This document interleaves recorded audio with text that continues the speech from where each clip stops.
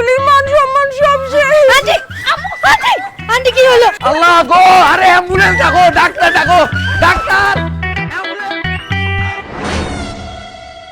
আমার এখন কি অবস্থা? আমার অবস্থা ভালো, কিন্তু জ্ঞান ফেরার পর থেকে একটা কথাই বলতেছে, আমাকে আর তোমার সংসার করতে দিবে না। আম্মা খুব রেগে আছে। আচ্ছা ঠিক আছে, আমার রাগ পরে ভাঙাবো, আগে তুমি বলো আমি তোমার মন জয় করতে পারছি কিনা। জি না, পারো নাই। ইয়া আল্লাহ, এটা তুমি কি বলতেছো?